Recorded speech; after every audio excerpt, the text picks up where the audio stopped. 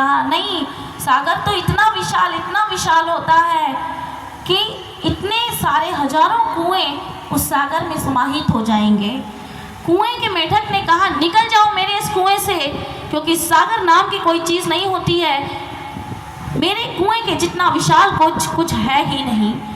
लेकिन होता ही नहीं है, क्या सागर नहीं होता है? बस जिसने देखा है वही तो कहेगा सागर होता है, जिसने देखा ही नहीं वो कैसे कहेगा कि सागर भी होता है? वो तो कुएं के मेढक की तरह यही कहेगा कि कुएं के समान कोई विशाल नहीं है। जिसने ईश्वर को का दर्शन अंतर्घट में नहीं किया कभी, वो ही कहेगा कि ईश्वर का दर्शन इस कलयुग में असंभव है। लेकिन में ईश्वर का दीदार दर्शन किया है वही कहता है कि ईश्वर का दीदार संभव है, ईश्वर को देखा जा सकता है, ईश्वर का दर्शन किया जाता है। If there is God we must see him. Swami Vivekananda ji कहते हैं कि अगर कहीं ईश्वर है तो उसे हमें अवश्य देखना भी चाहिए, क्योंकि ये मनुष्य जीवन मिला ही इसलिए है कि हम अपने अंतर्घट में उस परमात्मा का दर्शन प्राप्त कर लें, ईश्वर का दीदार कर लें। इसलिए ईश्वर को देखा जाता है, जाना जाता है। एक बार गुरुदेव सर्वश्री आशुतोष महाराज जी, जिनका स्वरूप आप मंच के मध्य में देख रहे हैं, महाराज जी के पास एक सर्जन आए। उन्होंने कहा महाराज जी, मैंने आपके संस्थान में अक्सर सुना है कि ईश्वर देखने का विषय है, दर्शन का विषय है, ईश्वर को अपने शरीर रूपी मंदिर में अंतर्घट में देखा जाता है, जाना जाता है। लेकिन महाराज जी मैं एक सर्जन हूँ, मैंने एक एक अंग का ऑपरेशन किया है, काट छांट कर उसे देखा है, लेकिन मुझे तो इस मानव तन में कहीं भी ईश्वर नज़र नहीं आया। गुरु महाराज जी ने एक सेवादार को माचिस की डिब्बी लाने का आदेश दिया। माचिस की डिब्बी लाई गई। महाराज जी ने माचिस की डिब्बी से एक तीली निकाली, उन सर्जन को देते हुए कहा कि इस तीली के छोटे छोटे टुकड़े कर दीजिए।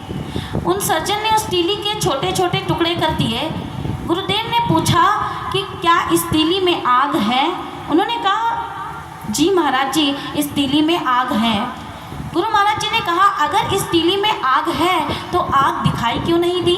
अगर आग है तो आग दिखनी भी चाहिए थी।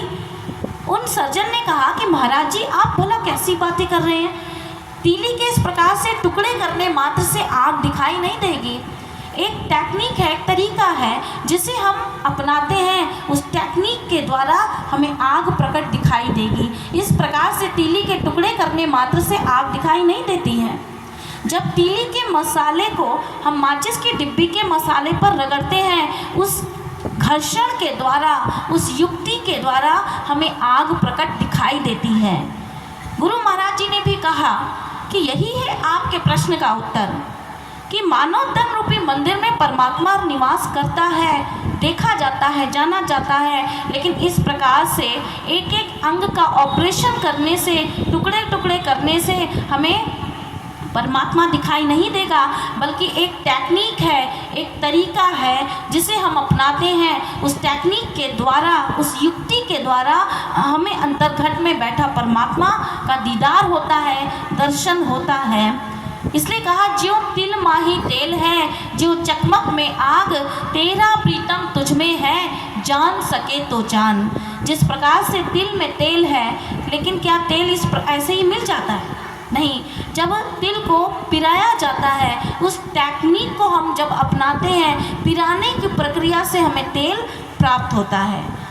जिस प्रकार से चकमक पत्थर में आग है, लेकिन आग हमें ऐसे ही प्रकट दिखाई नहीं देती है। जब दो चकमक पत्थरों को आपस में रगड़ा जाता है, उसके घर्षण से हमें आग प्रकट दिखाई देती है। उसी प्रकार से कहा तेरा प्रीतम तुझ में है, जान सके तो जान। वह परमात्मा रूपी प्रीतम, वह ईश्वर हम सबके अंतर्घट में निवास करता है। सदा वसंतम हृदय रविंदे, वह निवास करने वाला परमात्मा को देखने की, जानने की आवश्यकता है। लेकिन देखने के लिए, जानने के लिए एक टेक्निक अपनानी होगी, एक युक्ति अपनानी होगी, और वो युक्ति एक संत दिया करते हैं। एक सद्गुरु की शरण में जा कर के जब हम उस ब्रह्म ज्ञान की दीक्षा को पाते हैं, उस ब्रह्म ज्ञान की दीक्षा को पाकर हमें उसके द्वारा उस अंतर्घट में बैठा परमात्मा का दीदार होता है, ईश्वर का दर्शन होता है।